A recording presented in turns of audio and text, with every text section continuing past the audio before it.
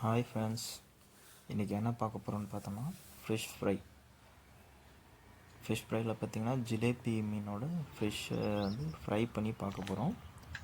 இந்த மீன் பார்த்திங்கன்னா இப்போ நான் உயிரோடு வந்து வாங்கி வச்சுருந்தேன். இப்போ கொஞ்ச நேரத்துக்கு முன்னாடி தான் வந்து அதை ஆஞ்சி நல்லா க்ளீன் பண்ணி வச்சுருக்கேன். இதில் பார்த்திங்கன்னா நம்ம தலை வரைக்கும் லைட்டாக கட் பண்ணிவிட்டு அங்கங்கே கோடு போட்டு விட்ருக்கோம்.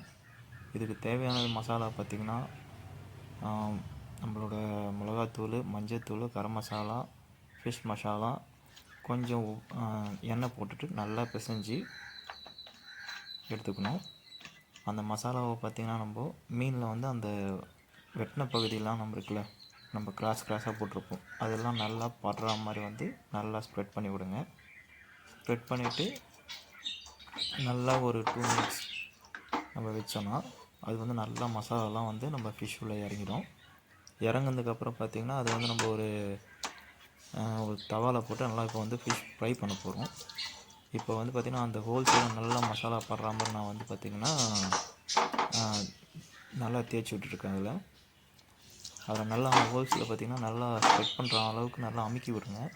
அப்போ தான் அந்த மசாலா வந்து நல்லா உள்ளே வந்து ஊறினா தான் நம்மளுக்கு வந்து அந்த ஃப்ரெஷ்குள்ளே போய்ட்டு அந்த சதவுள்ள வந்து போயிட்டு நம்மளுக்கு அந்த டேஸ்ட் வந்து கொஞ்சம் நல்லாயிருக்கும்.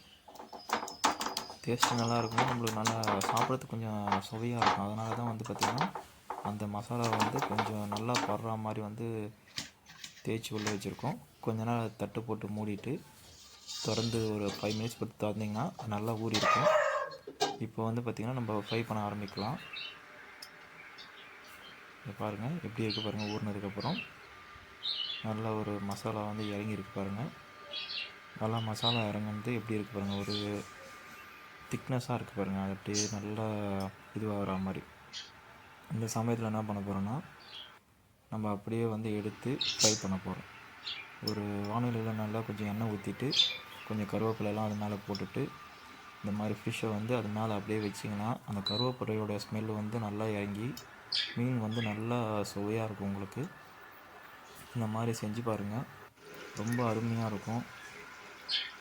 இந்த ஜிலேபி ஃபிஷ்ஷுக்குன்னு ஒரு டேஸ்ட் இருக்குது. ஆக்சுவலாக இந்த டேஸ்ட்டு பார்த்திங்கன்னா எந்த ஃபிஷ்லேயுமே வராது. ஆக்சுவலாக ரொம்ப அருமையான டேஸ்ட் வந்து அது கொடுக்கும். இதில் பார்த்திங்கன்னா நம்ம தேவையான உப்புலாம் வந்து நல்லா சேர்த்துருந்தோன்னா அதோட சுவை வந்து சொல்லவே முடியாது. அந்த அளவுக்கு நம்மளுக்கு சுவையாக இருக்கும். இந்த மாதிரி வீட்டில் வந்து நம்ம ஃப்ரீயாக இருக்கும்போது செஞ்சு பாருங்கள் ஃப்ரெண்ட்ஸ். தேங்க்ஸ். நீங்கள் செஞ்சு பார்த்துட்டு உங்களுக்கு கமெண்ட்ஸ் பண்ணுங்கள். தேங்க்ஸ்.